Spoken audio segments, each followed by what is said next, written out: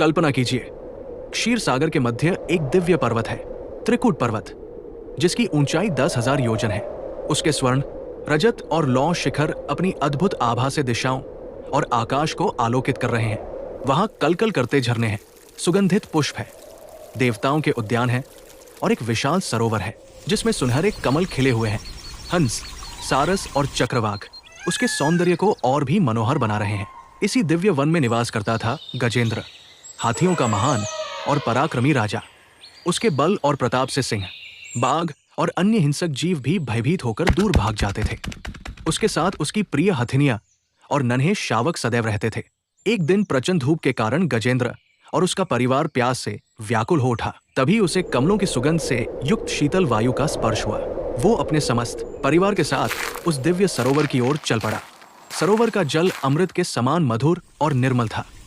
गजेंद्र ने उसमें प्रवेश कर अपनी सूंड से भर भर कर जल पिया और स्नान करके अपनी थकान मिटाई। फिर वो अपनी हथिनियों और बच्चों को प्रेम पूर्वक जल पिलाने और स्नान कराने लगा। अपने परिवार के सुख और वैभव में वो इतना मग्न हो गया कि उसे इस बात का तनिक भी आभास न हुआ कि एक भयंकर विपत्ति उसकी प्रतीक्षा कर रही है। उसी समय प्रारब्ध के वशीभूत होकर एक बलवान ग्रह अर्थात मगरमच्छ ने क्रोधपूर्वक गजेंद्र का पैर पकड़ लिया। अचानक आई इस विपत्ति से गजेंद्र स्तब्ध रह गया। उसने अपनी संपूर्ण शक्ति से स्वयं को छुड़ाने का प्रयास किया, किंतु वो असफल रहा। उसके साथी हाथी, हथिनियां और उनके बच्चे व्याकुल होकर चिंघाड़ने लगे। उन्होंने अपने स्वामी को बचाने का हर संभव प्रयास किया, परंतु वे भी असमर्थ रहे। अब एक भयंकर युद्ध प्रारंभ हुआ। कभी गजेंद्र ग्रह को जल से बाहर खींच लाता, तो कभी ग्रह उसे जल के भीतर खींच ले जाता। ये संघर्ष एक दिन, एक वर्ष नहीं, बल्कि पूरे 1000 वर्षों तक चलता रहा।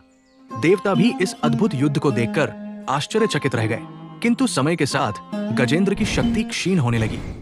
बार बार जल में खींचे जाने से उसका शरीर शिथिल पड़ गया। उसका उत्साह समाप्त होने लगा। दूसरी ओर जलचर होने के कारण ग्रह की शक्ति और बढ़ती जा रही थी। जब गजेंद्र ने देखा कि उसका बल, उसका वैभव और उसके प्रियजन कोई भी उसे इस संकट से नहीं बचा सकता, तब उसके भीतर ज्ञान का प्रकाश उदित हुआ।